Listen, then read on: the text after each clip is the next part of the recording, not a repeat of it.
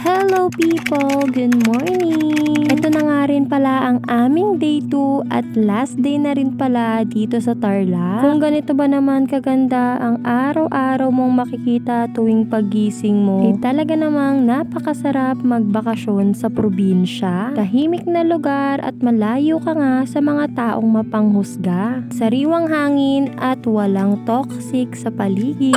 Nasa pa nga lang to ng umaga at ayan, nagkakape na nga sila Papa Daniel. Kapag nasa probinsya ka nga naman, kahit walang alarm clock, magigising ka ng maaga. Para nga naman masulit mo ang isang buong araw. Maya-maya pa nga lang ay tinawag na nga kami ng aking mga tita para nga mag-almusal. Sa mga oras na to ay tanghali na nga to sa kanila kahit alas 7 pa lang ng umaga. Dahil ngayong araw din ang akyat namin doon sa grotto, kaya naman nag-almusal na nga kami ng mabilis. Dapat talaga alas 6 pa lang ng umaga ay aalis na kami, pero syempre Filipino time nga naman. Kaya ito alas 7 pa lang ng umaga tsaka pa nga lang kami nag-aalmusal. Ito talaga ang masarap pag umuwi ka ng probinsya. Sabay-sabay kumain, talaga namang hindi ka makakapag-diet. Alam mo yun, kahit na simpleng almusal lang ang ihanda sa lamesa ay talaga namang ang sarap ng kainan nyo. Sinangag, itlog, pritong tuyo at kape ay solve na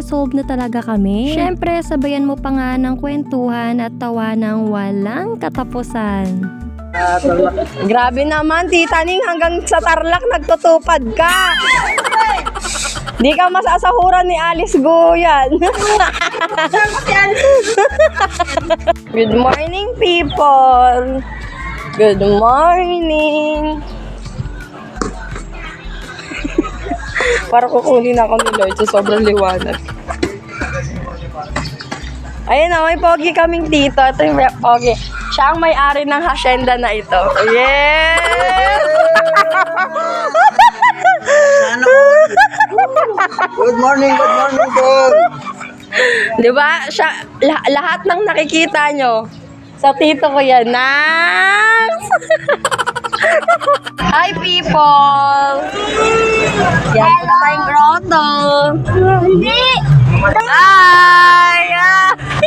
Nung natapos na nga kami mag-almusal, nagpahinga lang kami ng konti at papunta na nga kami sa grotto. Naalala ko pa nga noong bata nga ako, hindi nga ganito kaganda ang daanan dito. Sobrang mabato at sobrang maalikabok. Pero ngayon, sobrang mapapawaw ka talaga dahil napakaganda na nga ng daanan dito. Sobrang laki nga ng pinagbago. Good morning! Ikarga? Ang lahat ng nakikita nyo ay hindi sa amin. Ito nga, i-share ko nga lang muna sa inyo. Ang tulay nga na dinadaanan natin ngayon ay wala pa nga yan noon. Doon nga sa baba niyan ay ilog yan dati at doon nga kami palagi dumadaan. Dahil wala namang kaming sasakyan na gamit-gamit noon, nagta-tricycle nga lang kami papasok dito. Ay talaga naman maaabot ang puwetan mo ng tubig kapag ikaw ay nakaupo sa tricycle. Syempre magpapabasa ka na lang kaysa mabasa naman ang inyong mga gamit. Kaya nga noon, nung hindi pa nga maayos tong daanan na to, aabutin ka talaga ng 30 minutes makauwi ka lang ng bahay. Dahil nga sa sobrang rough road nung daan. Pero hindi ka pwedeng magmadali dahil nga sobrang alikabok, lahat mapupunta sa mukha mo. Yun lang naman, share ko lang. Oh, grotto! Dito na tayo sa grotto. Everyone. Let's go! Ito na naman. Ano ba? 5 years ago. Ang huling akyat. May kapatid mo? Gravity. May ano ka? Load ka? Jaja. Hi guys! Oh. After 5 years, nakaakyat pa ka ulit. Malaki na si Jello. Oh, ang galing ni Tito dyan ah. Ano? Nakaakyat. Pupunta pa sa kuweba? Doon pa yun sa baba. Alin? Dito eh. Ayan. Ang taray ng mga tito ko. Senior na yan. Mga senior na yan. mga senior.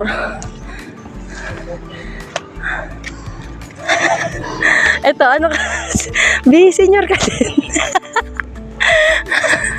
Senior ka din.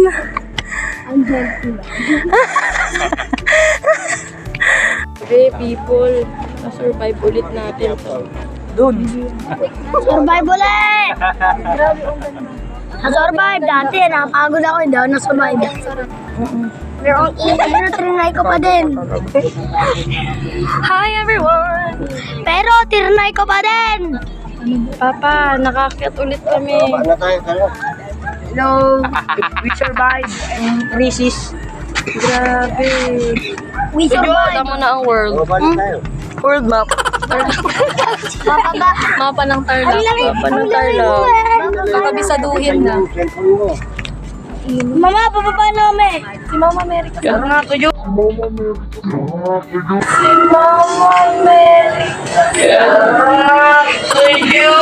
Takot na kasi ako.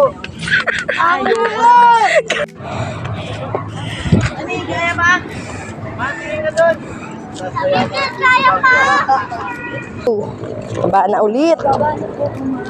Medyo mainit na nga rin ang sikat ng araw kaya onting pahinga ito pababa na rin kami. Pabalik na nga ulit kami ng bahay dahil kakain naman kami ng tanghalian dahil meron nga ulit kaming isa pang pupuntahan. Siyempre kailangan natin lubos-lubusin ang araw na ito dahil onting oras na nga lang ay uuwi na nga rin kami. Siya mga friends, samahan niyo ulit ako sa aming part 2 ng day 2 ng aming gala dito sa Tarlac.